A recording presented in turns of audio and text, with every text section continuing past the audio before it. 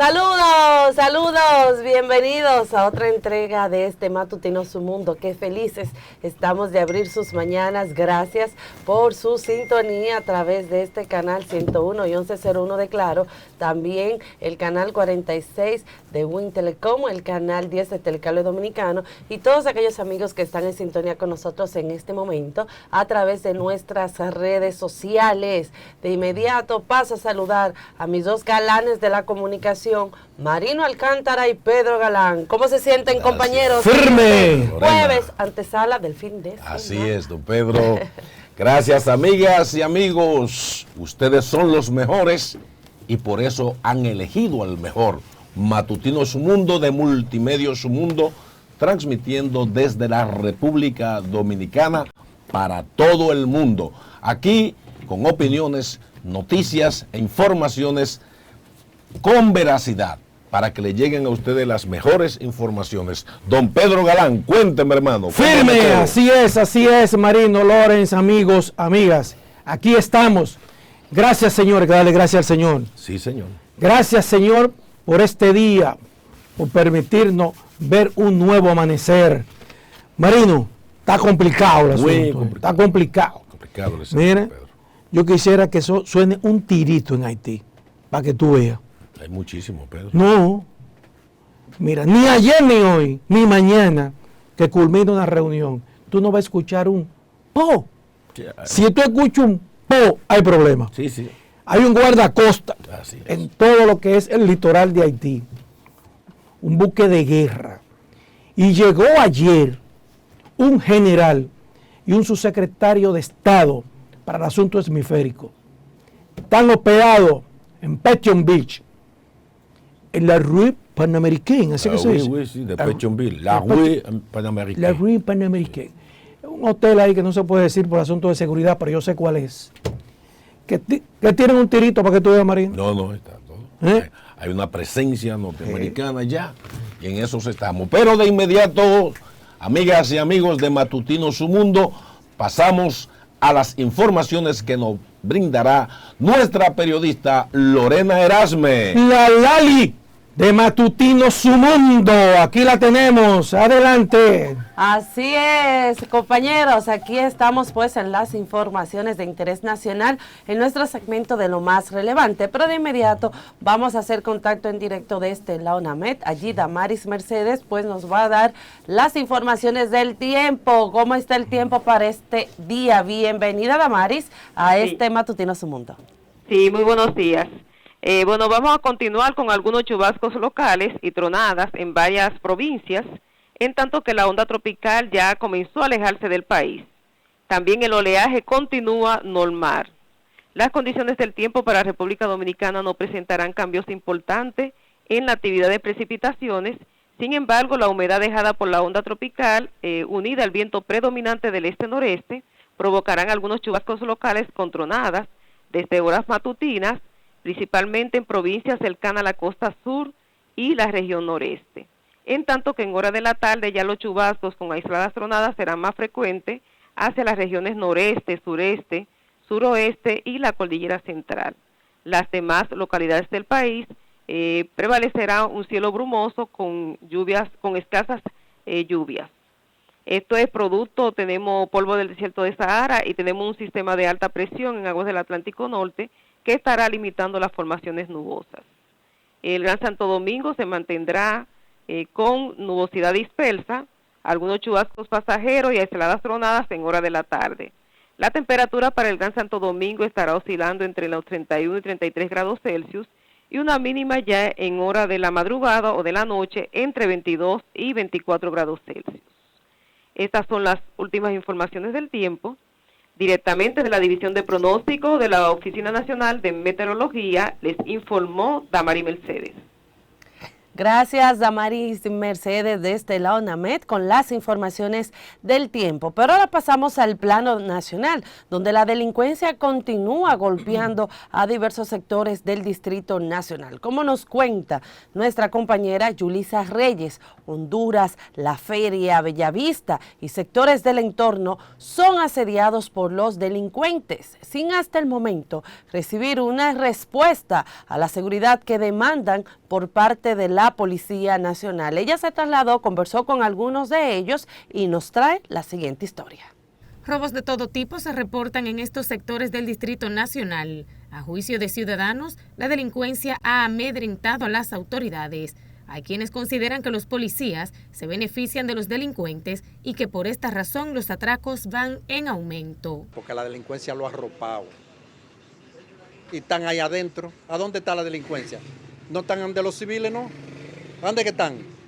Ahí adentro, en las mismas Fuerzas Armadas, están la delincuencia. Usted tiene un problema con un delincuente y al delincuente le dan razón, siendo usted un hombre trabajador y de su casa. Entonces, ¿con quién contamos? ¿Tú estás viendo policía por aquí? Eso ya está contestado. No hay vigilancia. Aquí no existe esa seguridad que prometen. Comerciantes dicen sentir temor ante la incertidumbre que se vive en el lugar. En toda la zona no anda bien la situación está muy mal. Ellos hacen su operativo basura en una esquina. La gente seria, como es serio, cruza por ahí, le echa mano, le quita el motor, pero el delincuente lo ve de lejos y se devuelve, coge por otro lado. Especialmente en el sector de Honduras, de la avenida Independencia, en varias ocasiones han caído abatidos ciudadanos a manos de delincuentes. Los pobladores de estos lugares llaman a las autoridades a reforzar los operativos de seguridad y así enviar un mensaje a los delincuentes para que cesen los casos delincuenciales. Yulisa Reyes, Noticias, Su Mundo. Gracias a nuestra compañera Yulisa Reyes por estas informaciones. Ahora pasamos a Santo Domingo Este, donde los jueces del primer tribunal colegiado de ese municipio condenaron a 30 años de prisión a Sterling Santos, alias El Panadero, por violar y matar a la niña Liz Marie Sánchez, de 9 años de edad. Vanessa Valdés se trasladó allí y nos trae más informaciones. Los jueces del primer tribunal colegiado en Santo Domingo Este condenaron este miércoles a 30 años de prisión a Starling Francisco Santos, alias El Panadero, hallado culpable de haber asesinado y violado a una menor. Bien, que se hizo justicia, por fin, gracias. Ya Dios que se hizo justicia por mi niña. Él no lo va a pagar con los 30 años, pero se hizo justicia. El Panadero relató su espantosa narrativa del asesinato de la pequeña de tan solo 9 años, hecho ocurrido en agosto del año 2020, y fue de la siguiente forma. Yo le prestaba mi teléfono celular para que ella viera muñequitos y jugara con los juegos que yo le había descargado para ella. En ese momento me aprovechaba para manosearla y tocar sus partes íntimas. Cuando le tocaba sus partes, ella se quedaba tranquila y yo continuaba manoseándola en diversas ocasiones. La Liz Marie visitaba mi casa para jugar con mi hijo, relató el imputado ante los fiscales. Contó que le ofreció su celular personal y que la invitó a su casa para entregárselo. Luego le dijo que debía sacar algunas informaciones, pero empezó nuevamente a tocarle sus genitales, escena repetida el mismo día que la mató. Se recuerda que este pasado martes el primer tribunal colegiado de la provincia de Santo Domingo conoció la última audiencia del juicio de fondo, donde los jueces determinarían si existen pruebas suficientes para condenar al imputado, aunque el cadáver de la menor fue buscado por las inmediaciones del kilómetro 14 de la autopista de las Américas, cuyo cadáver hasta el momento aún no ha sido encontrado. Los abogados se fajaron, hicieron las cosas correspondientes. No la vamos a recuperar, pero es grande. Se marca un precedente con este proceso en vista de que no estaba el cadáver de la niña, pero el tribunal pudo verificar que existían todas las pruebas necesarias para condenar al señor. El hombre, en su argumento de defensa en el juicio preliminar, cambió la versión de los hechos, declarándose inocente, asegurando que fue torturado por los agentes de la Policía Nacional, razón por la cual admitió el suceso. Por estas razones, este hombre pasará 30 años de prisión. Vanessa Valdés, Noticias, Su Mundo. Gracias a nuestra compañera Vanessa Valdés por estas informaciones. Ahora pasamos al plano político, donde el Partido de la Liberación Dominicana se encuentra en la recta final en la preparación de su consulta interna, en la que elegirán el candidato presidencial para las elecciones venideras. Jazmín Díaz con el siguiente reporte. La comisión organizadora de las elecciones, encabezada por Alejandrina Germán, explicó que se han habilitado 1.589 recintos en todo el país. Tenemos 1.589 recintos de votación, donde operarán 2.732 centros de consulta, es decir, lugar donde se va a ejercer el derecho a la participación. Germán aseguró que estas han sido las consultas más pacíficas que se han organizado en el PLD. El comité organizador entró en sesión permanente este miércoles hasta la conclusión de las elecciones. Hasta ahora no tenemos ninguna denuncia de ninguna actitud que pueda entorpecer la diafanidad y la transparencia del proceso y toda la igualdad de participación. Para mí, que he estado en muchas comisiones electorales, ustedes lo saben, esta ha sido la más armoniosa, la más tranquila y sin ningún tipo de contradicción. El PLD se encuentra en la recta final de esta consulta, en la cual se elegirá el candidato que contará con el apoyo de los militantes PLDistas. Jazmín Díaz, Noticias Su Mundo.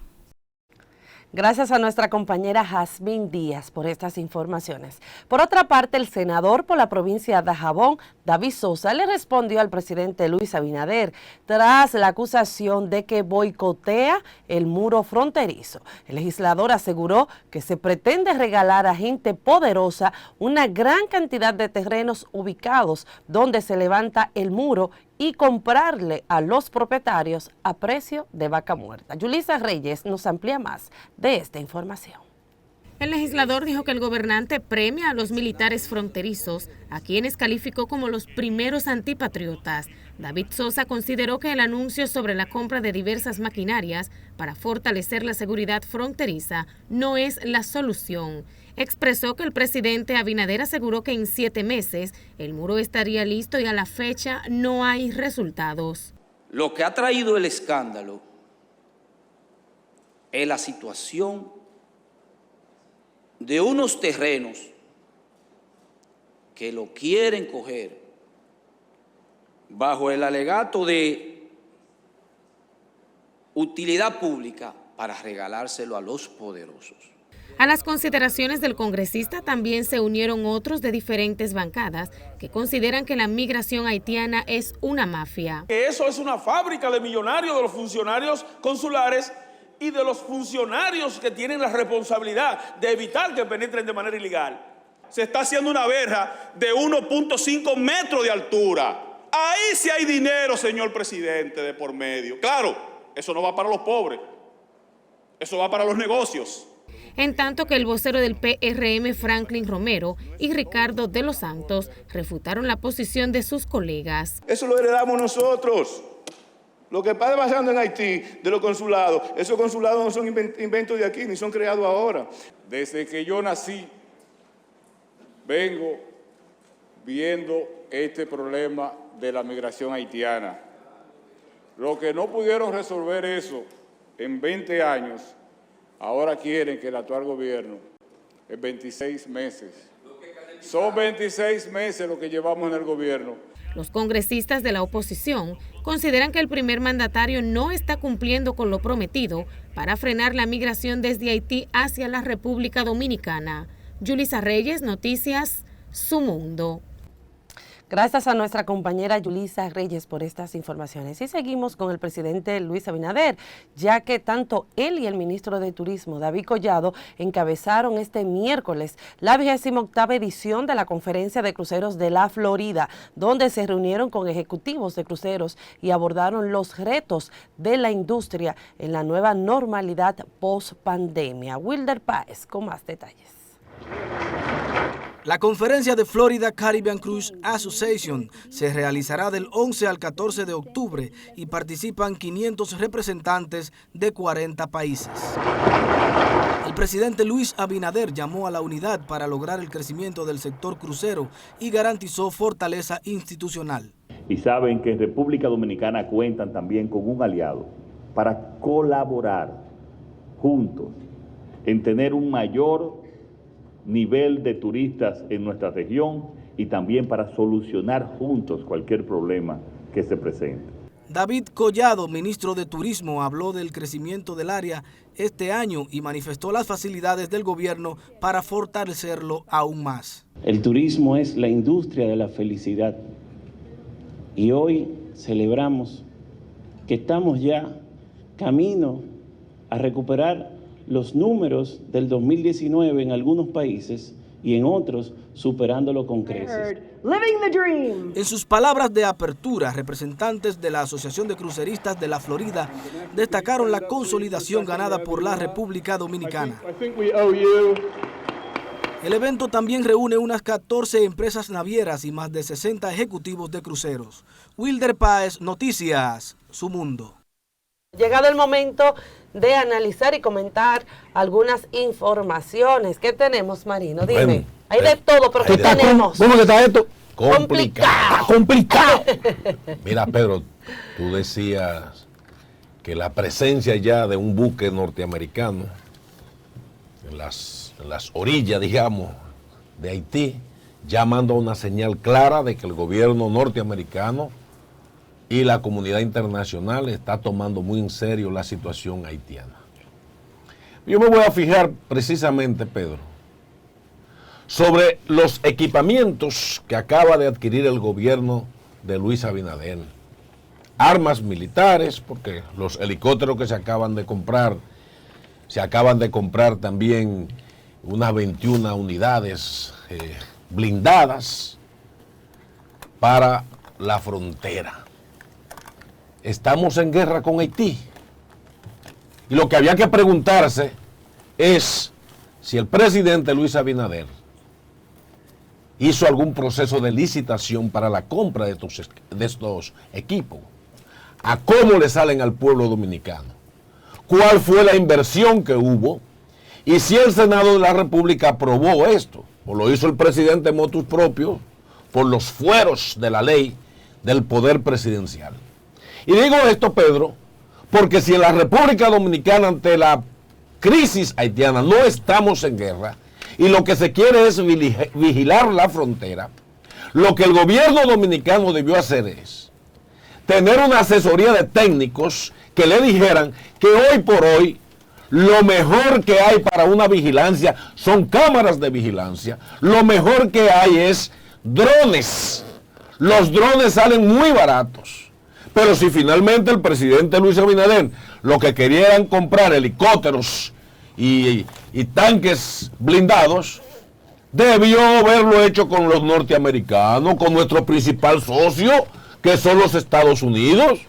Debió incluso, y para eso es que debe funcionar la diplomacia, el canciller, los embajadores que tenemos, debieron solicitarle a los Estados Unidos que ante el problema haitiano, la República Dominicana requería que se le prestaran o se le donaran unos helicópteros para proteger la frontera. Porque se da mucha sospecha que, hablándose de un muro inteligente y no estando nosotros en conflicto de guerra con Haití, que se hayan comprado estos equipos, que el país al día de hoy no sabe cuántos millones de dólares le cuestan a la costilla del pueblo dominicano. Un padre de familia, que es el presidente de la República, tiene que saber que el presupuesto de su familia, en este caso del pueblo dominicano, está muy afectado. Que la canasta familiar del país está inalcanzable. Que la producción nacional agropecuaria está muy mala porque el propio Faña, el ingeniero Faña, al que nombraron encargado para la producción nacional de alimentos, se quejó que ni siquiera le han entregado los fondos para que este plan se desarrolle. Entonces, yo no sé quién está orientando al presidente Luis Abinader, pero tengo para decirle, presidente, tiene que pensar muy bien sus decisiones. Porque cualquier decisión que vaya endeudando más al país, como ha sido la carrera de endeudamiento que el presidente Luis Abinader ha hecho a este país en 2 años, señores. Este país ha tomado prestado más dinero que en 20 años de las pasadas administraciones. Entonces, también hay que preguntarse, Pedro, ¿quiénes se benefician de la compra de estos equipos multimillonarios? Porque ahí también hay cogioca, ahí también hay comisiones.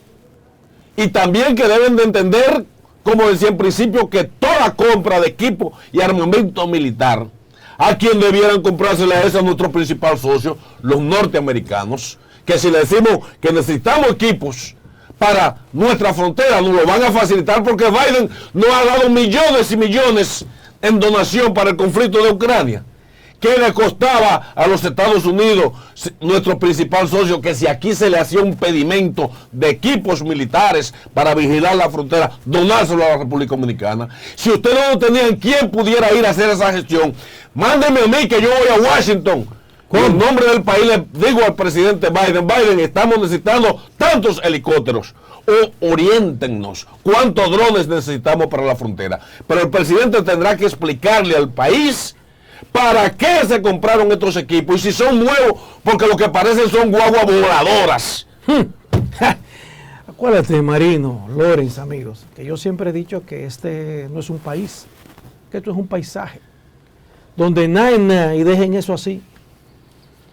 Hace 2 o 3 días, el ministro de Educación, Ángel Hernández, decía que el presupuesto de educación para pedagogía, destinado a la pedagogía, solamente era el 5%. Escuchen bien. De ese presupuesto de 251,000 millones de pesos, solamente se destinaban el 5% para la pedagogía. El 82% de ese presupuesto está destinado a gastos, salarios. Eso dijo Ángel Hernández. Y el otro por ciento, 10, 12% más, estaba destinado para las pensiones. Entonces, yo me pregunto, ¿vamos a seguir hacia adelante así? ¿Podemos educar nuestra población, nuestros niños, con un 5% de ese presupuesto? Por eso es que el ministro dice que va a despolitizar esa institución. Y yo lo apoyo. Porque destinar solo un 5% a la educación, a lo que es la pedagogía, es un crimen. Entonces, por eso es que ustedes ven que nosotros, en lo que es educación, matemática, en todo lo que es el nivel académico, siempre estamos detrás del último. Y se debe a eso, a que el 82% de ese presupuesto está destinado a los gastos, a empleos, y no realmente destinado a lo que tiene que destinarse.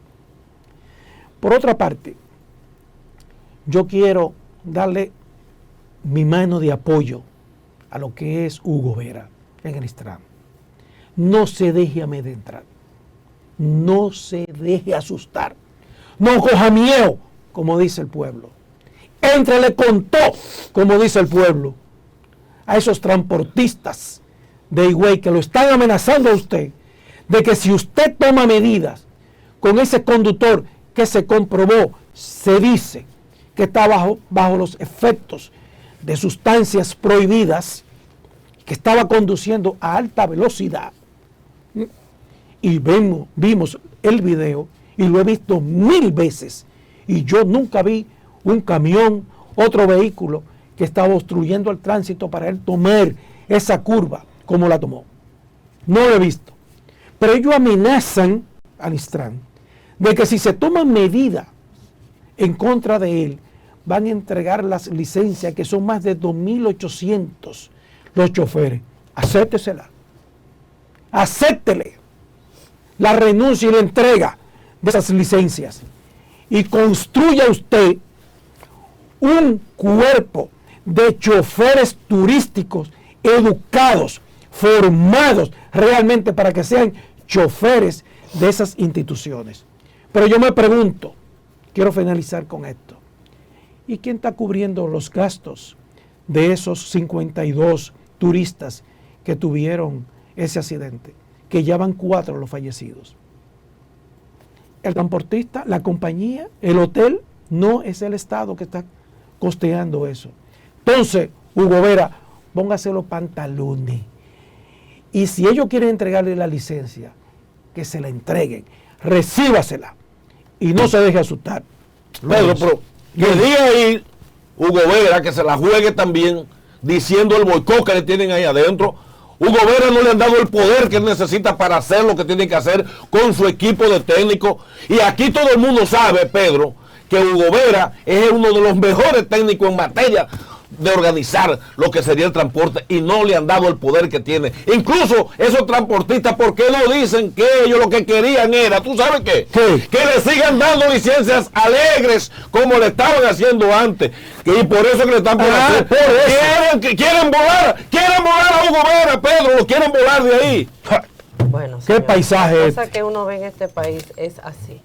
Miren, yo por otra parte me quiero referirme a una denuncia que me llegó a través de las redes sociales con relación a unos animalitos que se encuentran en Este. Esto es en la Sabana Larga.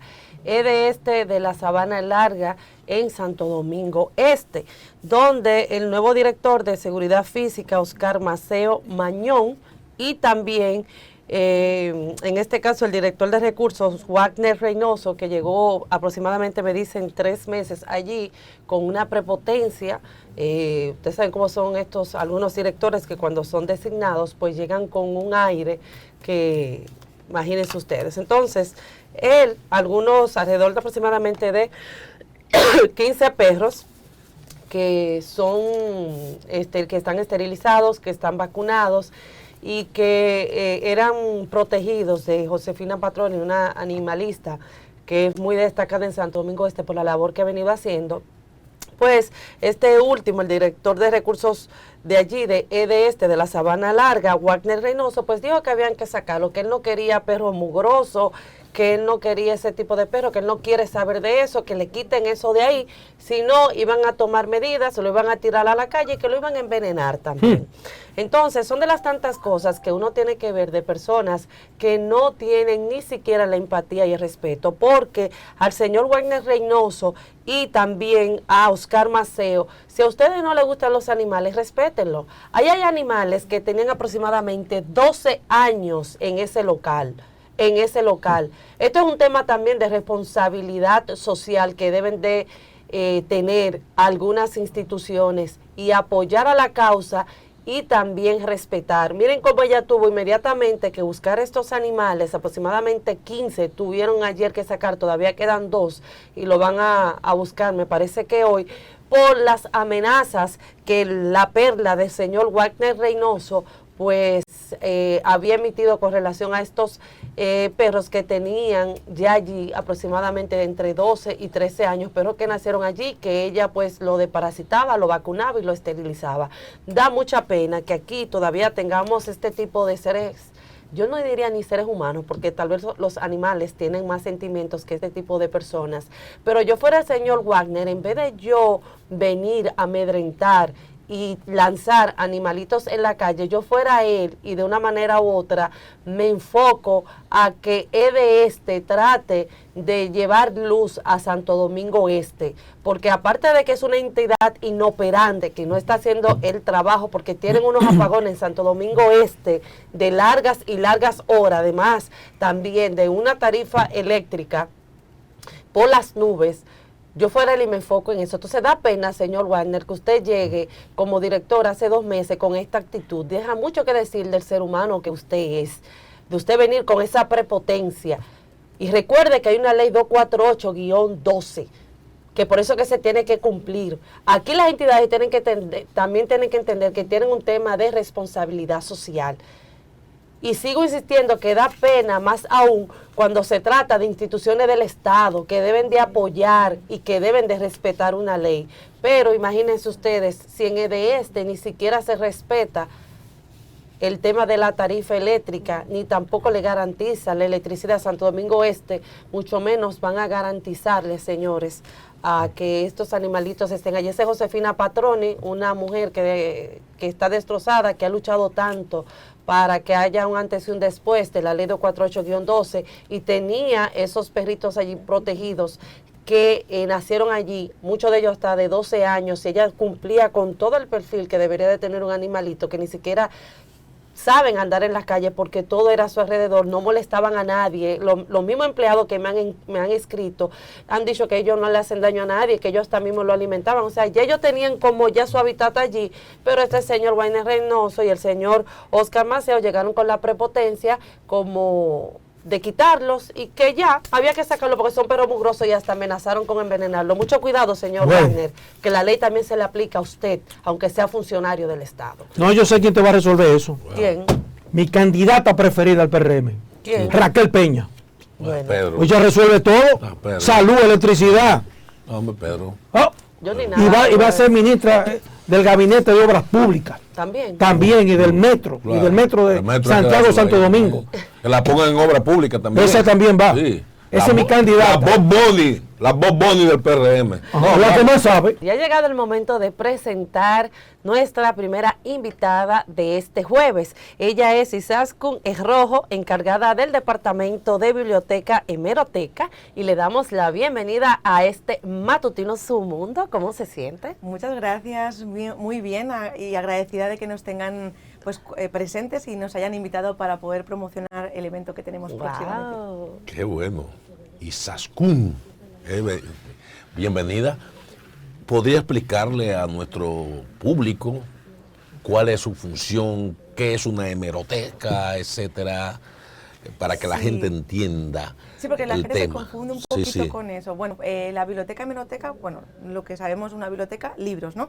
Y la hemeroteca es la prensa, todo lo que tiene que ver con las publicaciones periódicas y seriadas. Entonces, bueno, el archivo tiene esa biblioteca, que es una unidad de información especializada en historia, en archivística, pero además tiene una función muy especial porque por decreto presidencial también es biblioteca depositaria de todo lo que es la producción intelectual de la República Dominicana.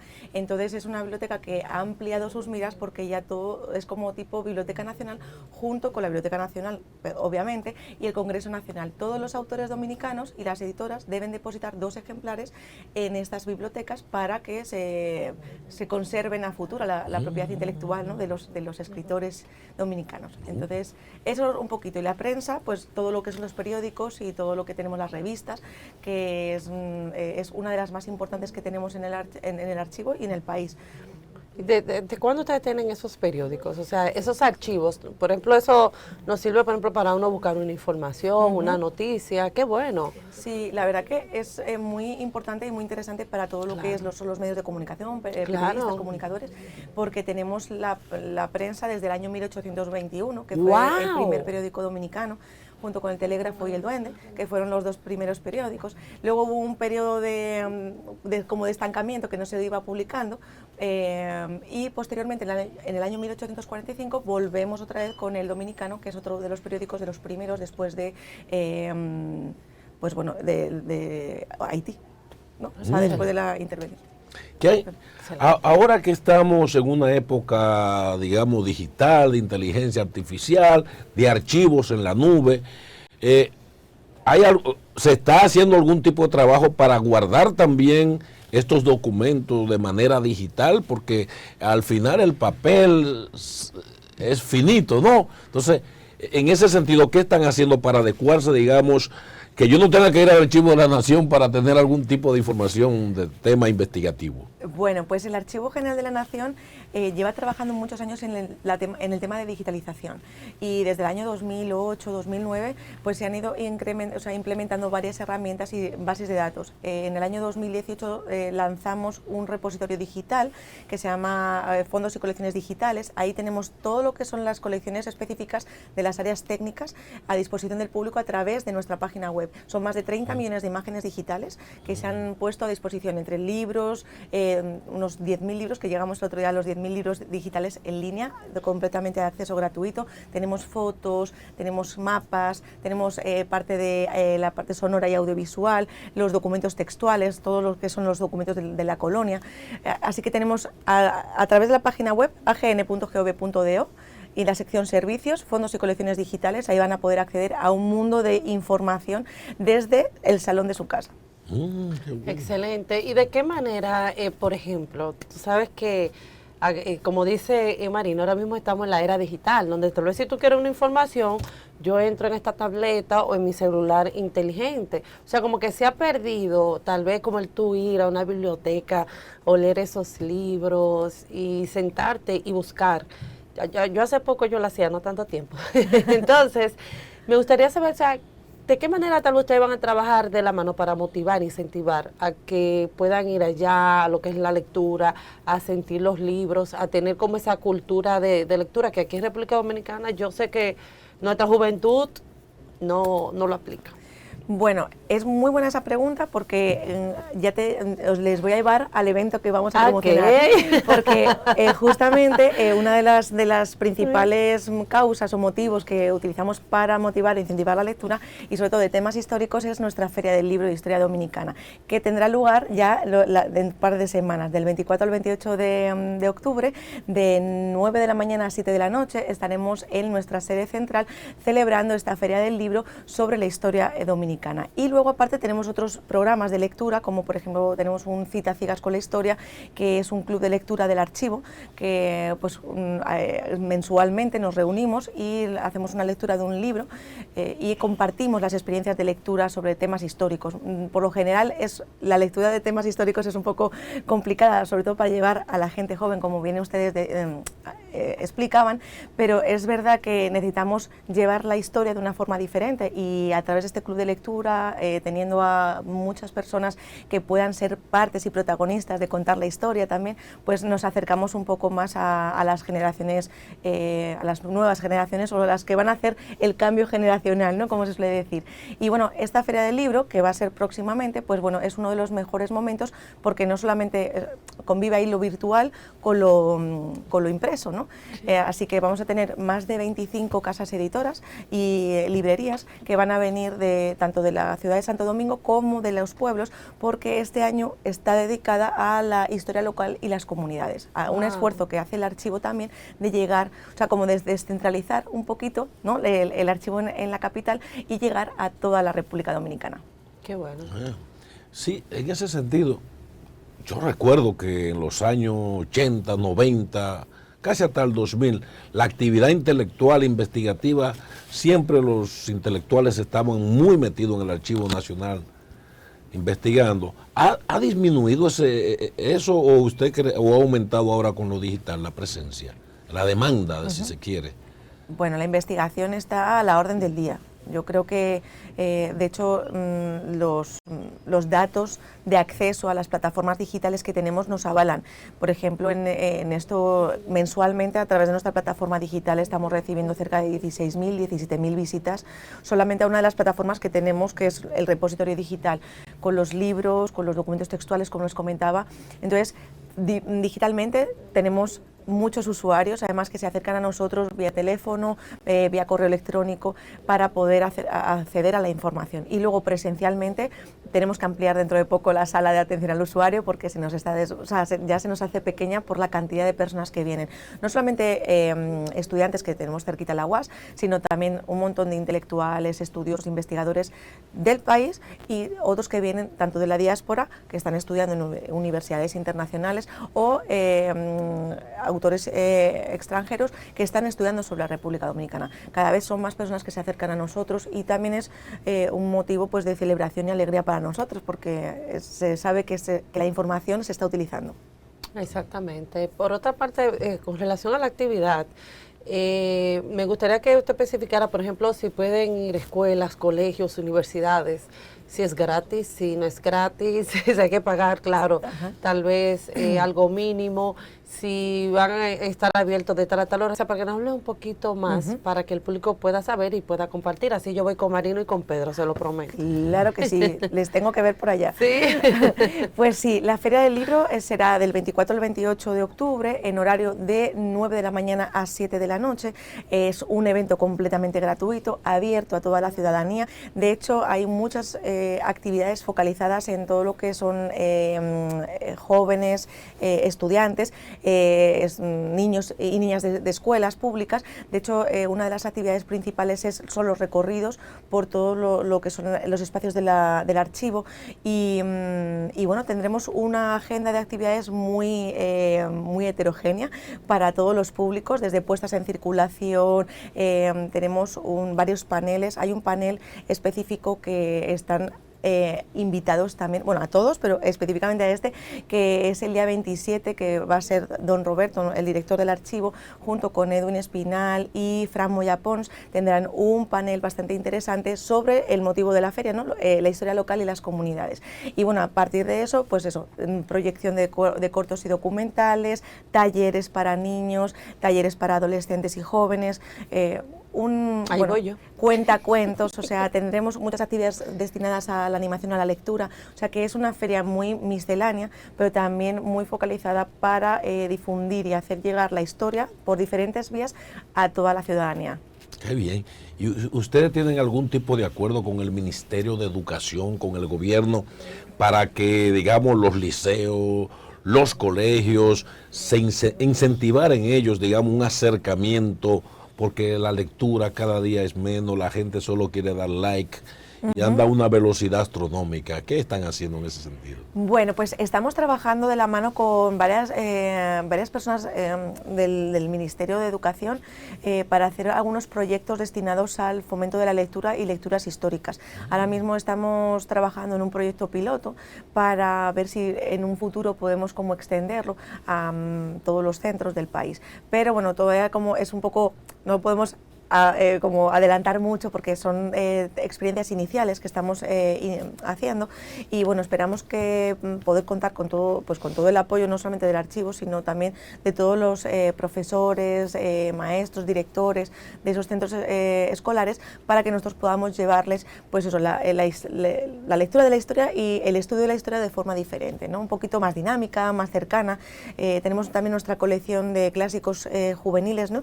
Dominicanos, y yo creo que son formas de llevar la historia a la juventud, pues bueno, un poquito más amena.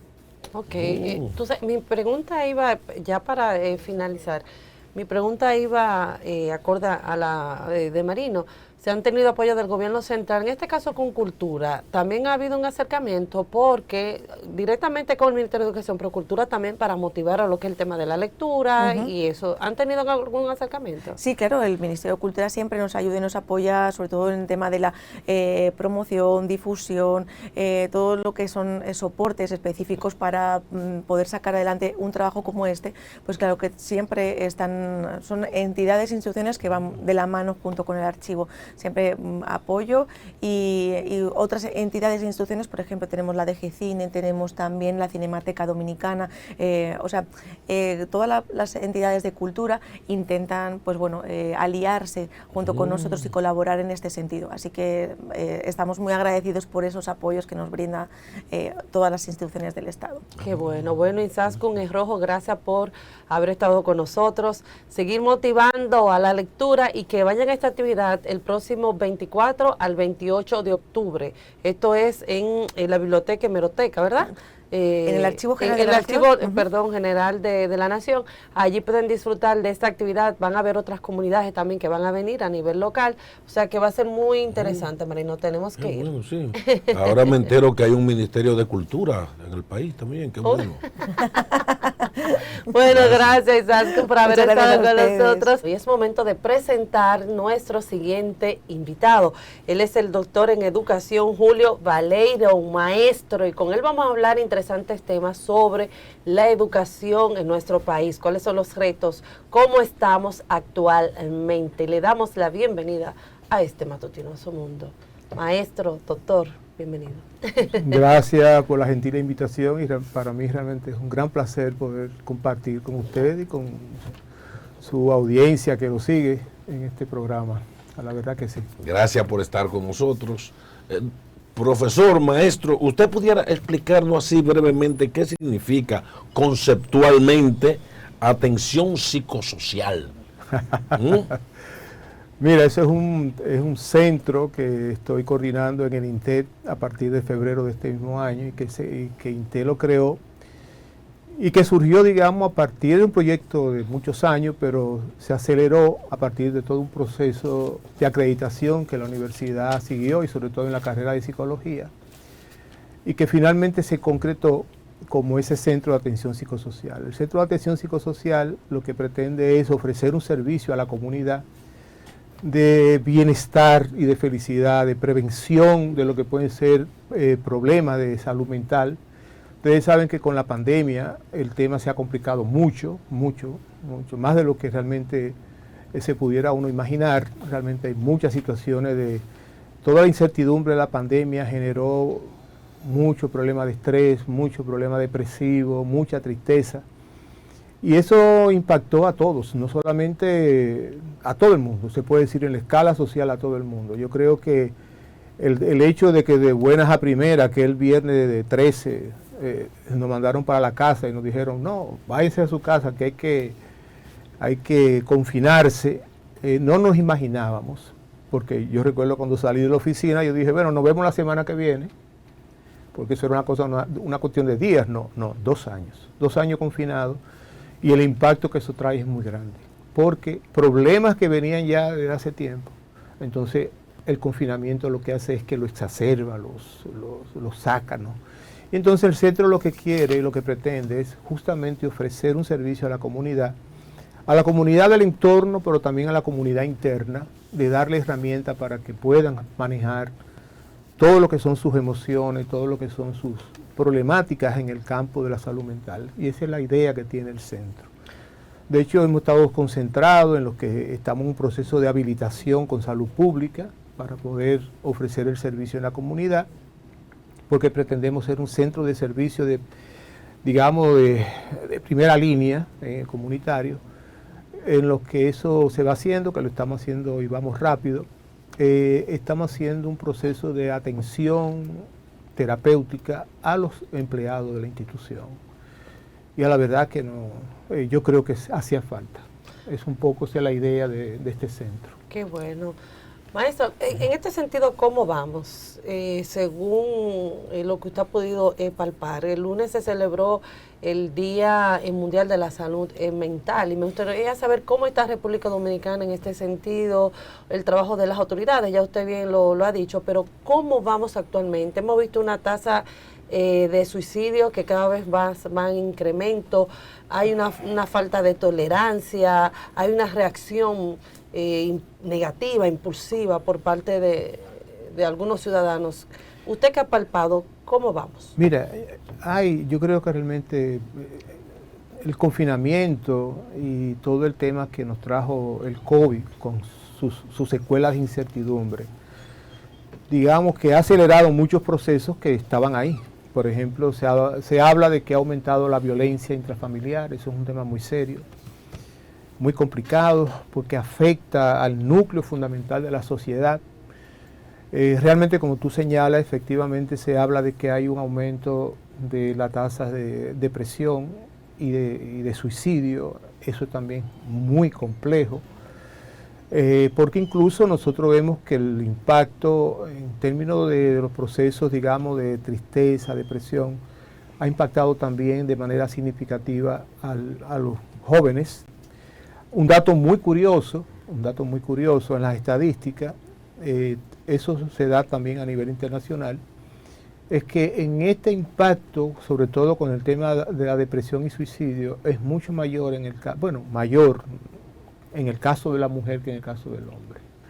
Y eso es un tema que yo creo que hay que prestarle atención. Yo creo que en el campo de la salud mental el gobierno tiene un reto muy grande. Tiene que acelerar muchos procesos. Hay una ley de salud mental, hay unos esfuerzos que se hacen, se necesita de un reglamento para que se pueda ejecutar la ley, se necesita que se den las facilidades para que todo aquel que quiera, todo aquel que pueda realmente hacer su aporte en este campo de la salud mental, lo haga, porque yo creo que el tema es serio. Es serio y uno dice, bueno, sigue complicándose, ¿no? Sigue complicándose porque ciertamente todavía, fíjense que todavía estamos viviendo una época totalmente inusual, es una época compleja, aparte de los problemas propios, otros problemas propios, se le sumaron ese problema de la COVID que nos dio muy duro a todos, ¿no? Dejando secuelas que todavía, fíjense que las secuelas del COVID todavía están apareciendo. Cantidad de cosas de enfermedades, cantidad de situaciones, de síntomas van aflorando y tiene mucho que ver justamente con este tema. Doctor Baleirón, el ministro de Educación hace unos días dio unas declaraciones que realmente para mí fueron alarmantes.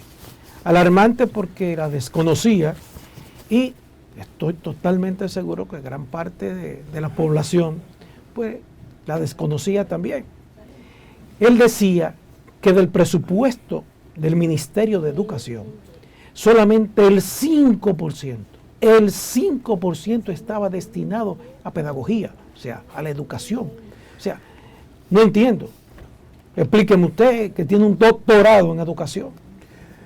Mire, el tema del presupuesto y el tema de la eficiencia del gasto, de en qué se invierte el dinero, es un tema que no es nuevo.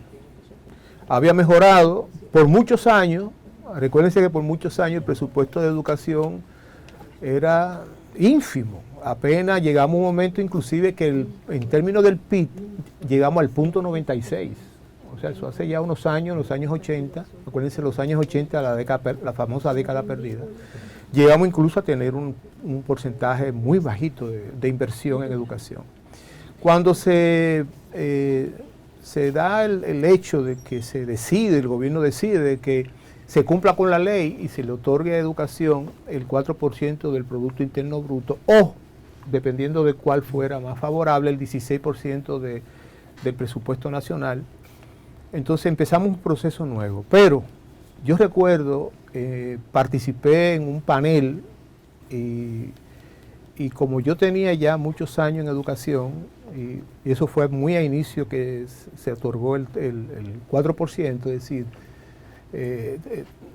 a la educación, yo dije lo siguiente, y todavía es una cosa que lo sigo manteniendo. Ni el Ministerio de Educación, ni siquiera los organismos financieros del Estado, llámese la Contraloría y todo eso, están preparados para poder ejecutar una inversión tan grande de dinero en educación. Yo dije eso y se armó un escándalo, ¿no? Incluso a mí se me llamó y me dijeron, ¿y tú dijiste eso? Yo dije eso y más. ¿Por qué? Porque para uno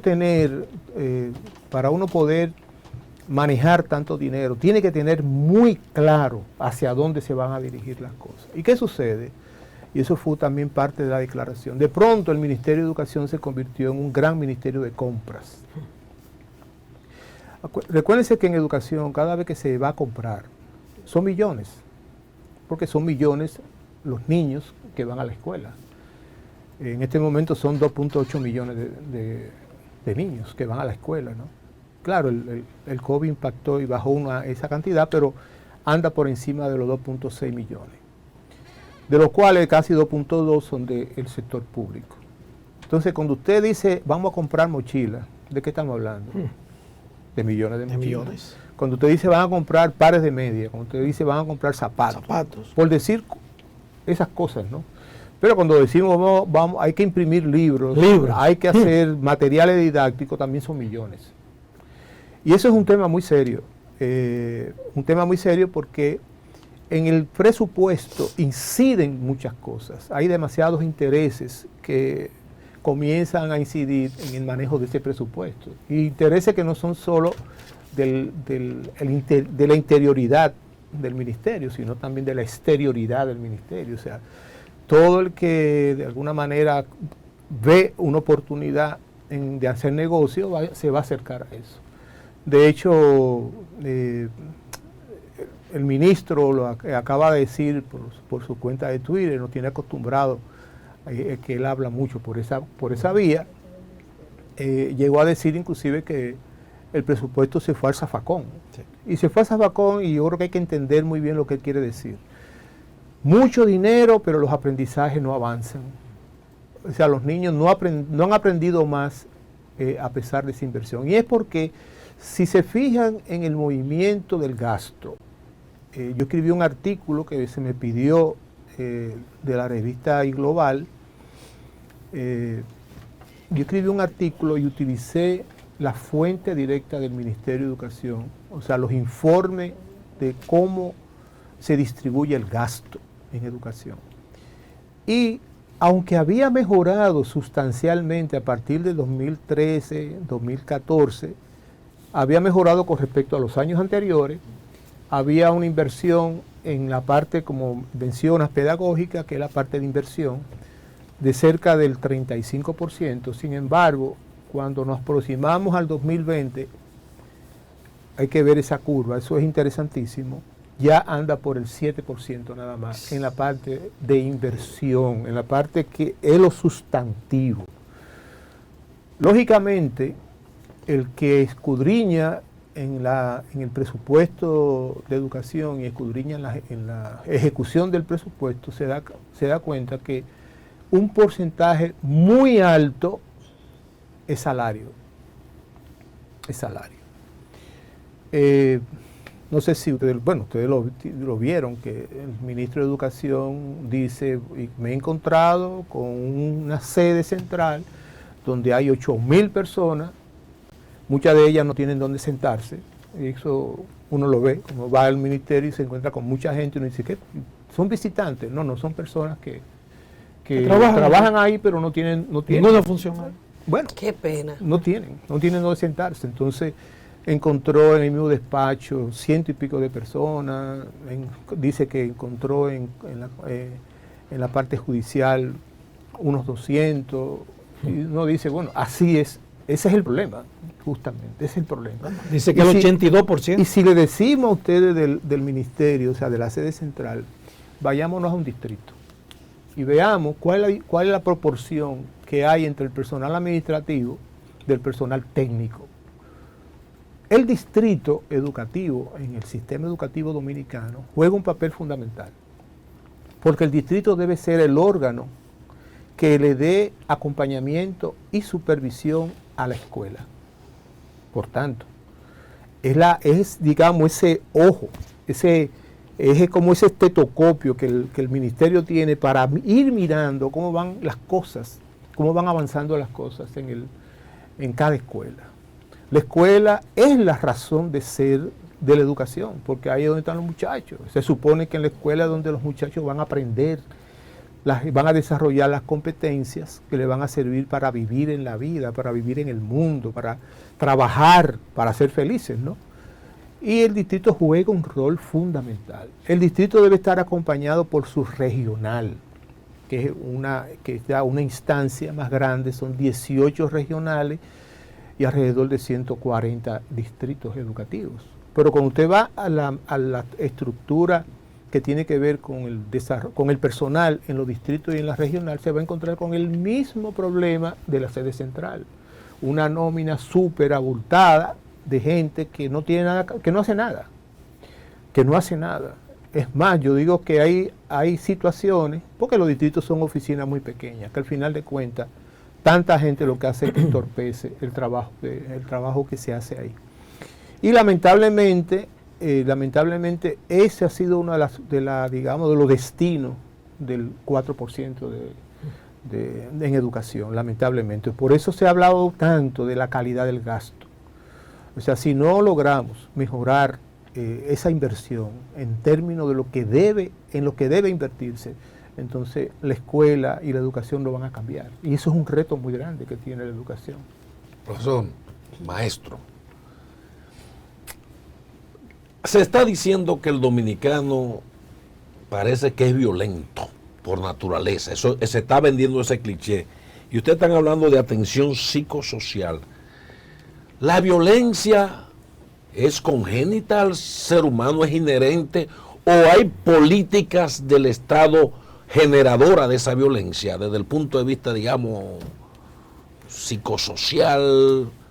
Mira, decir que es inherente es medio complicado, pero vamos a decir lo siguiente. En la vida, a lo largo de todo un proceso evolutivo, el ser humano ha ido desarrollando muchas forma de comportamiento y sobre todo guiada por sus emociones. Las emociones, que son un tema sumamente importante, son aquellas reacciones que uno tiene frente a un hecho, frente a unas situaciones. Y ustedes saben que las emociones pueden ser desde las emociones de la alegría, ¿verdad?, el amor, todo eso, que son emociones positivas, pero también puede generarse emociones que juegan un rol distinto, como puede ser la ira, el odio, por ejemplo. No es que ni el odio ni la ira sean emociones malas o negativas, son emociones, son emociones. Hay situaciones donde efectivamente como que no hay otra que no pueda ser la ira, porque cuando tú ves un hecho que tú dices, caramba, pero es que se están violando principios fundamentales, casi tú reaccionas con ira frente a esas situaciones. El problema es cuando a nosotros esas emociones negativas, a veces las positivas también, se convierten en la forma de comportamiento cotidiano. Entonces comenzamos a tener problemas. Hay varias teorías sobre el tema de por qué la violencia, por qué los seres humanos somos violentos. Y hay desde las teorías biológicas que efectivamente dicen eso que tú señalas, de que no, es un elemento genético que está en el ser humano que lo lleva a la violencia. También a la teoría que se utilizó por mucho tiempo, lo que se llama la teoría de la frustración. Es decir, una persona frustrada, Nietzsche, aquel escritor, decía, el frustrado está preparado para agredir. ¿Por qué? Porque el frustrado necesita canalizar su frustración y generalmente canaliza su frustración frente a personas más débiles. Eso es interesante. Por eso el hombre abusador en su casa, el hombre violento, el hombre frustrado, diría esa teoría, descarga su frustración con los niños o con la mujer. Esa es la teoría de la frustración. Hay una teoría más reciente a esa, la de Anderson, que dice, bueno, la frustración es un desencadenante, pero hay otros factores que también van a incidir en el desarrollo de la violencia, como es, por ejemplo, aunque parezca mentira, la exposición continua a través de los medios de comunicación sobre hechos de violencia y sobre las consecuencias de esos hechos de violencia, como por ejemplo, uno ver un cadáver de una mujer en un zafacón, por Dios. Eso es un problema hasta ético, porque la dignidad que tiene es como dice el doctor Miguel Suazo, un entrañable amigo y hermano, que dice es la dignidad del cadáver que hay que respetar. Y entonces, de la familia detrás, ¿verdad? Exacto. Yo recuerdo cuando el asesinato de Facundo Cabral, que el cuerpo apareció en el piso, vuelto un desastre, uno dice, pero por Dios, ¿qué es lo que buscamos con eso? Esas situaciones de exposición, entonces, hacen que personas que con tendencias hacia la violencia se exacerban en su comportamiento violento.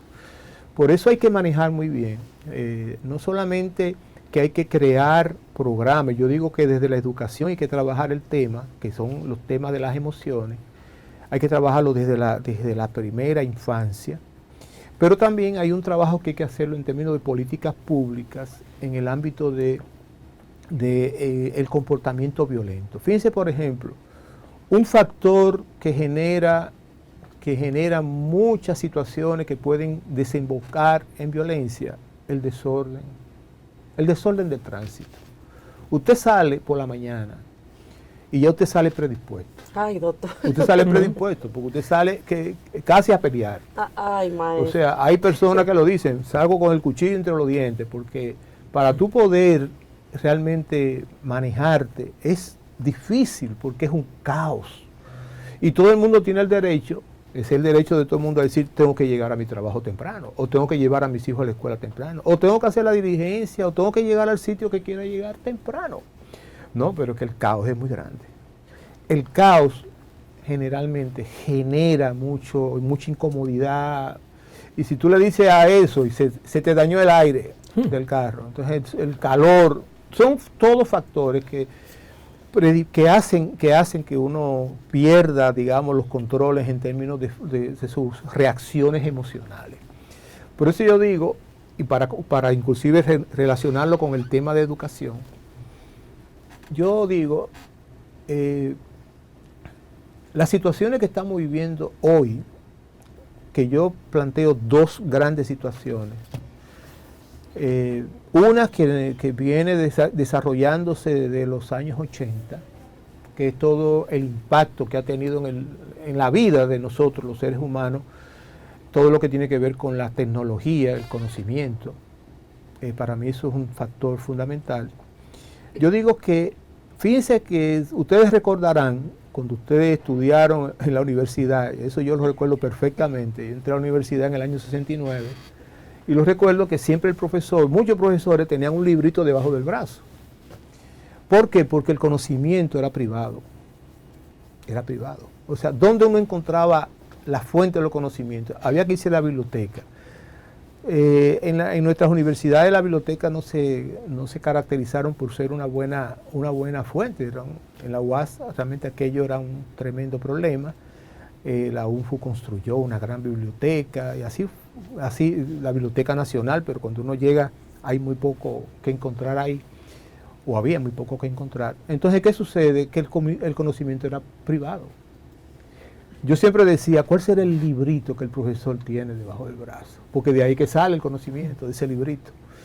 El conocimiento era privado. Pero en los años 80, con la aparición de la tecnología y el desarrollo todo del conocimiento a partir de ella, el conocimiento se hace público.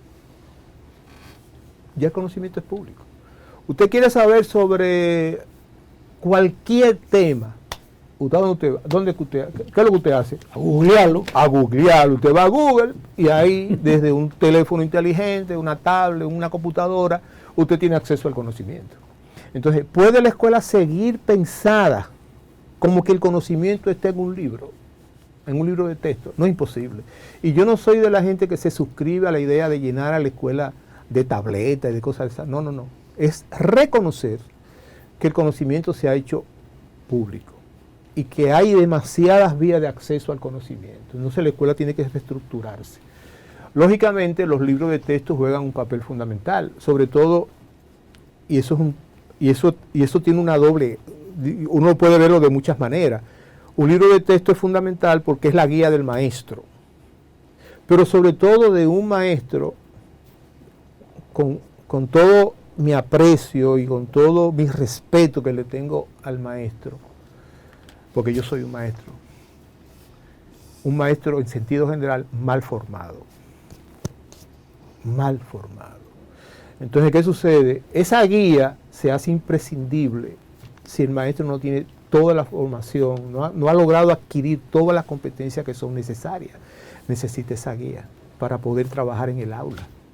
Fíjense, por ejemplo, de hecho, aquellos libros de texto que se hicieron a partir del Plan Decenal de Educación 92-2002, eran libros de texto donde contenía el currículum, todo el contenido curricular. Y entonces era como que uno esperaba, uno decía, vamos a asegurarnos de que el maestro enseñe lo que debe enseñar. Un principio fundamental en educación, que enseñe lo que debe enseñar. ¿Por qué? Porque todo el currículo está contenido en los libros de texto. No nos percatamos de un problema adicional que es, ¿y sabe el maestro manejar un libro de texto? Ese es otro tema.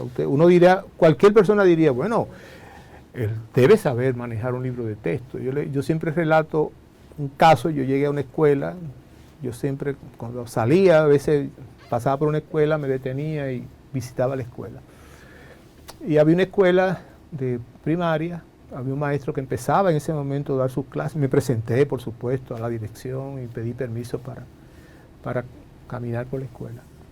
Había un maestro, una maestra que comenzaba su clase de matemática en cuarto de primaria, y para mí interesantísimo, todos los niños tenían libro de texto.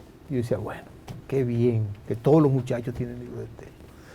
Y la maestra le pidió a los muchachos que abrieran el libro de texto en una página, y ella duró 20 minutos dictando una definición. ¿Qué? Y los niños escribiendo la definición en la macota, pero la definición está en el libro. Lo más interesante, algunos niños decían, ¿cómo? O sea, aquello era digno de verse. Cuando terminó, yo me aproximé a la maestra a saludarla, pero también a decirle, profe, qué bueno que los muchachos, pero no sé si usted se dio cuenta que usted duró 20 minutos dictando una definición que estaba en el libro. Eso me dice a mí, la maestra no tenía el conocimiento suficiente de cómo usar un libro de texto, porque el libro está ahí. Y pasarse 20 minutos dictando es pasarse la mitad de lo que se supone que es el periodo de clase. Ahí se le fueron 20 minutos. O sea que no es solamente tener el libro, tener los materiales didácticos, sino tener maestros con las competencias para poder usar todo eso. Le digo, por ejemplo, yo dirigí en educación, yo duré casi en educación casi 30 años mal contados, digamos, 30 años trabajando, y me tocó en mi último periodo, del 2010 para acá, dirigir el Instituto Dominicano de Evaluación e Investigación de la Calidad Educativa. En ese instituto, en el 2017, se le asignó hacer la evaluación del desempeño, que es la evaluación que se supone que hay que hacerle a todos los maestros. En principio, el interés que genera eso en la mayoría de, por supuesto, los maestros, el sindicato y todo, es que haya aumento salarial. Y es un aumento muy significativo, muy significativo. No hay ningún país del mundo, eso quiero decirlo, no hay ningún país del mundo que tenga el porcentaje que tiene República Dominicana que se aplica por evaluación de desempeño, en ningún país del mundo. ¿Y qué sucede? Que cuando evaluamos, encontramos donde había serias dificultades en el maestro dominicano, en sentido general, el maestro que estaba en inicial, el que estaba en primaria, el que estaba en secundaria. Y uno dice, pero caramba, eso no puede ser posible. Era la planificación de la clase. Un porcentaje muy alto de nuestros maestros o no sabía o no manejaba completamente la planificación. Y uno dice, ¿y qué pasaría en un aula si el maestro no sabe manejar la planificación? Se supone que la planificación es esa rutina que el maestro sigue, que la estructura, que la tiene ahí como para guiar su accionar en el aula, para asegurar que los muchachos aprendan. Miren, la mayoría de los maestros no sabe planificar. Y uno parece mentira. Y eso es un tema de formación. Se supone que es como decir, un médico que no sepa utilizar, si es cardiólogo, un estetoscopio, ¿no? Que es ese aparatico que se pone para chequear el corazón. Un médico que no sepa bregar con eso. O una enfermera que no sepa poner inyecciones. O una enfermera que no pueda llevar un récord del enfermo. Es un tema. O sea, son competencias fundamentales. Pues miren, en la evaluación que hicimos en el 2017-2018, la herramienta que tiene mayores dificultades en los maestros dominicanos es la planificación. A mí me llamó la atención que una persona tan acuciosa como Margarita Cordero, que no es educador, bueno, todo comunicador yo digo que es un educador. Margarita Cordero hizo un artículo que yo lo tomé enseguida, porque ella hizo un análisis de cómo el docente, habiendo tenido aumentos salariales significativos en los últimos años, cómo el docente dominicano maneja su presupuesto personal, su dinero, de sus recursos. Y ella pone una nota en el análisis que ella hizo que dice, el maestro no sabe planificar su gasto personal. No sabe planificar su gasto personal. A mí me llamó mucho la atención, porque yo decía, caramba, qué cosa. No sabe planificar su gasto personal, pero no sabe planificar su accionar en el aula. Entonces eso es un elemento fundamental en educación. Fundamental en educación. Si yo no planifico lo que yo voy a hacer en el aula, ¿cómo yo garantizo que lo que en el aula se necesita hacer, se hace? Fíjense lo que es importante esto. O sea, ¿cómo yo garantizo que en el aula se haga lo que se tiene que hacer? ¿Para qué? Para provocar que los muchachos aprendan, que es la razón de eso. Entonces, ahí hay un tema que tiene que ver con la formación docente. Yo dije los otros días hace poco, y lo reitero aquí, y como está el ministro, yo no dudo que cualquier día de esto nos suelte esa prenda. El día que los dominicanos sepamos cuántos millones de pesos y de dólares se ha invertido desde el 2013 para acá en formación docente, nosotros nos vamos a dar golpe de pecho. Yo creo que golpe en el pecho es poco, maestro. De verdad que sí. Usted sabe que traía preocupación, usted ha tratado un tema interesante, la formación de los adolescentes, pero también hemos visto una reacción de ellos que es la violencia que hay actualmente en los liceos. En esta semana, me parece que fue en un liceo, creo que de La Vega, donde había una riña, donde un estudiante salió herido por otro y le dio puñaladas en el cuerpo. Entonces uno dice, pero ¿y dónde está la seguridad? ¿Dónde están los maestros? ¿Dónde están los directores? O sea, ¿cómo una riña llega a poder desarrollarse de esta manera? Pero también los vemos bailando dembow, tomando alcohol, lo vemos incluso entre hembras y varones besándose, o sea, pasando cosas que yo digo, en mi tiempo, no hace poco, maestro, o sea, no se veía ese tipo de cosas. Entonces, ¿qué es lo que está pasando en los liceos donde incluso maestros se van a golpes con los mismos estudiantes? Mira, ten claro que la escuela es un reflejo de lo que pasa en la sociedad. Y en ocasiones, lamentablemente, uno diría no debe ser. La escuela reproduce lo que en la sociedad sucede. Yo digo que la escuela tiene una misión interesante, porque la escuela tiene la misión de prefigurar la sociedad que queremos. Prefigurarla. O sea, si queremos una sociedad democrática, la escuela debe ser una institución de un aprendizaje en el ejercicio democrático. Si queremos una sociedad con una cultura de paz, nosotros deberíamos construir, hacer una escuela donde impere una cultura de paz. Pero la escuela, en sentido general, lo que hace es reproducir los problemas que la sociedad tiene. Por ejemplo, el tema que señala de la violencia es un tema serio. Yo les invito inclusive a ustedes que el día que ustedes quieran meterse a profundidad en ese tema, traigan aquí a la doctora Berenice Pacheco. Berenice Pacheco fue mi alumna en INTE de Psicología. Y Berenice en su tesis para su doctorado se sumergió en varias escuelas, full time, completamente, a observar lo que allí pasaba. Y ustedes leen ese texto, ya se publicó el libro.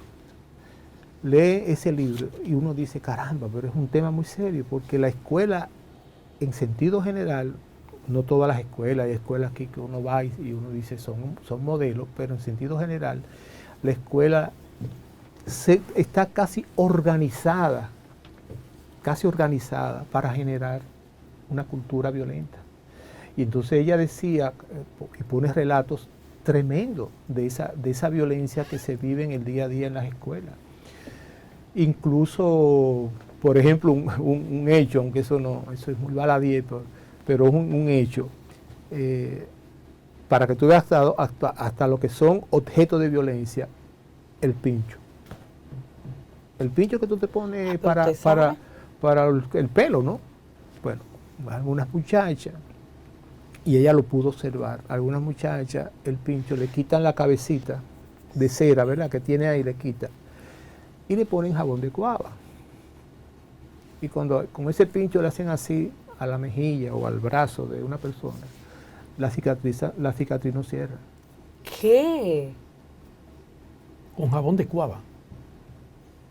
La cicatriz no cierra. O sea, uno dice, caramba, ¿es generalizado eso? Yo no me atrevo a decir que eso sea generalizado, pero eso es una manifestación.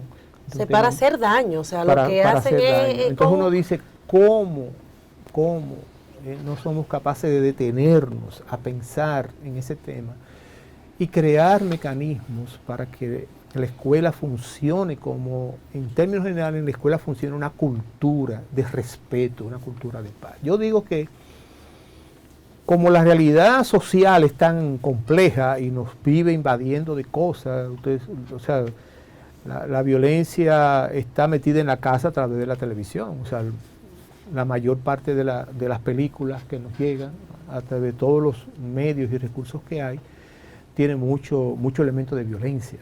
muchos elementos de violencia. Entonces yo digo, hay que trabajar hay que trabajar en la escuela todo lo que tiene que ver con las emociones positivas y la cultura de paz. Hay que crear comportamientos de respeto a sí mismo y al otro.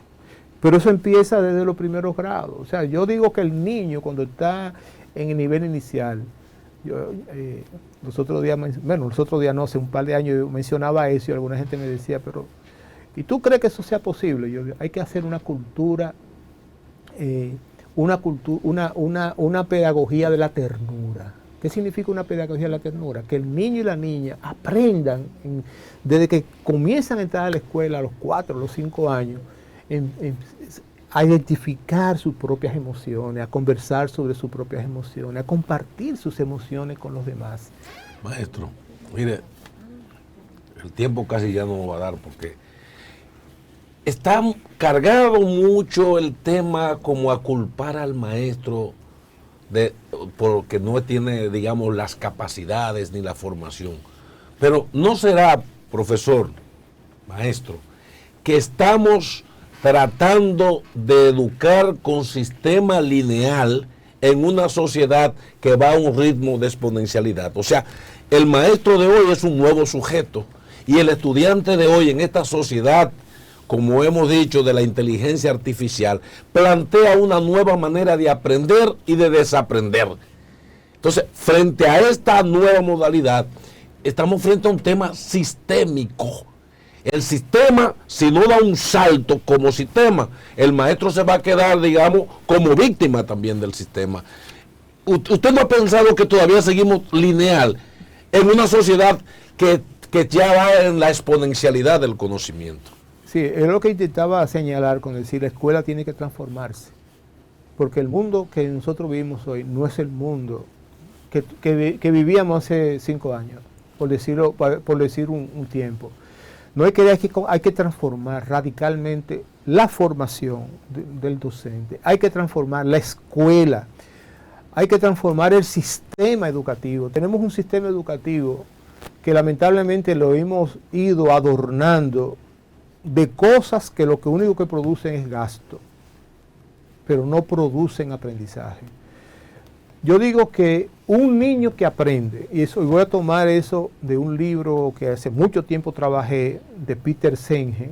Peter Senge fue un individuo muy importante, que escribió un libro que llama La Quinta Disciplina, dirigido al área del negocio. Peter Senge dice, un niño que aprende está inmerso en una aula que aprende. Un aula que aprende debe estar inmerso en una escuela que aprende. Y una escuela que aprende debe estar inmerso en una comunidad que aprende. Si uno aplica ese concepto, yo recuerdo hace unos años, estando como ministro de Educación, mi amigo y profesor Melanio Paredes, yo le decía a Melanio, ¿por qué no hace un esfuerzo de invertir la pirámide de decisión en el ministerio? Y él se ríe y dice, ¿por qué? Dice, ¿por qué tú no colocas en la cúspide a los niños? Los niños, los estudiantes en potencia, son los que demandan una educación de calidad, son los que me exigen, son los que tienen el derecho a una educación de calidad. Yo tengo el deber de ofrecerle una educación de calidad, pero ellos tienen el derecho. Claro. Ellos tienen el derecho. Volteemos la pirámide. Pongamos como jefe a los niños, a las niñas, a los jóvenes adolescentes. En Chile ocurrió el famoso movimiento de los pingüinos. No sé si ustedes recordarán. El movimiento de los pingüinos fueron los muchachos que se fueron a la calle, los estudiantes, a pedir una mejor educación, una educación de calidad. Eso aquí no va a pasar, ¿no? Bueno, pero creo... Sí. Mire, doctor, todos esos problemas van a seguir. ¿Sabe hasta cuándo se va a resolver eso? ¿Sabe cuándo, María Dolores? Cuando pongamos a Raquel Peña, jefa del gabinete de eso. También ahí. Eso se va a resolver ahí. Jefa del gabinete de educación. No, sí. Va a resolver eso. También, sí. Sí. Esa es.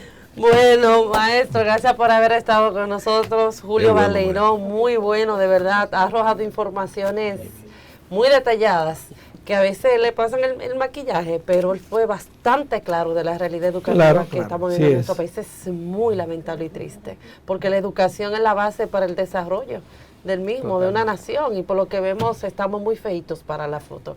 Gracias, maestro. Gracias a ustedes por la invitación y estaré siempre dispuesto a compartir. De inmediato, para continuar, vamos a hacer conexión directa con nuestra compañera Vanessa Valdés. Adelante, Vane, ¿qué nos tiene?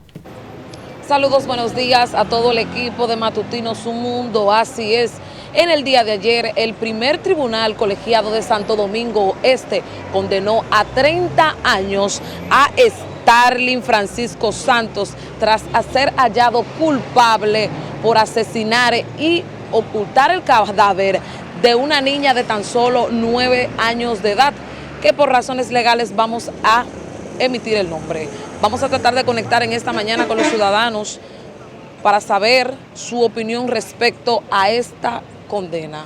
Una preguntita breve, estamos secuestrando. ¿Cuál es su opinión respecto al panadero en el día de ayer que le cantaron 30 años de prisión por violar y ocultar el cadáver de una niña de 9 años, que todo el mundo sabe el tema? Está bien cantada porque fue un abuso que hizo. En verdad, fue un abuso. Muchísimas gracias. ¿Tu nombre? William Alexander Tavera López. Y usted, caballero, ¿cómo califica usted esta condena de 30 años y se entiende también que las autoridades debieron actuar con los padres? Debieron de ser 40 años y a los padres 50. ¿Por qué? Porque aquí no se aplica la paternidad responsable. Aquí no se aplica. Muchísimas gracias. ¿Cuál es su nombre? Ariel Paulino. Muchísimas gracias, Ariel. Vamos a tratar de seguir conectando con las personas. Acá estamos en la avenida López de Vega. Buenos días. ¿Cómo está usted, caballero? Todo bien. Qué bueno. Mire, me gustaría saber su opinión a la condena que le dictaron ayer al famoso panadero por violar y ocultar el cadáver de la niña. No merece libertad. No merece libertad. 30 años, ¿usted cree que es suficiente? Muy poco. ¿Cuál es su nombre? Joelvis Columna. Muchísimas gracias, Joel. Vamos a seguir seguir conectando con las personas aquí en la López de Vega tras este horrendo hecho que ocurrió en el año 2020, específicamente en el mes de octubre. Debieron también someter a la madre, porque yo entiendo que dónde estaba la madre cuando la niña visitaba a ese señor. La segunda condena debe ser para la madre de 30 también, porque nosotras como madre debemos velar por los hijos. Así es. ¿Tu nombre? Evelyn Cabrera. Muchísimas gracias, Evelyn. Bueno, hayan escuchado la reacción del pueblo dominicano ante la condena de 30 años al panadero. Los ciudadanos también expresan que debieron las autoridades tomar medidas con sus padres. Recordamos que el panadero narró todo lo que hizo con la niña a través de su celular. Él se aprovechaba de la niña de tan solo 9 añitos para manosearla en sus partes íntimas. Respecto al tema, es toda la información que tengo desde la avenida López de Vega. Yo retorno con ustedes al estudio. Y de esta manera llegamos al final. ¿Cómo van los deportes? ¿Van bien o mal? Bien. ¿Por qué le pone Raquel también? No, Raquel no lo resuelve. Si van mal, ni avisan. Ay, bueno, señores, Raquel, llegamos al final de resuelve esta entrega. Será hasta mañana viernes, que te quiero viernes. Hasta mañana.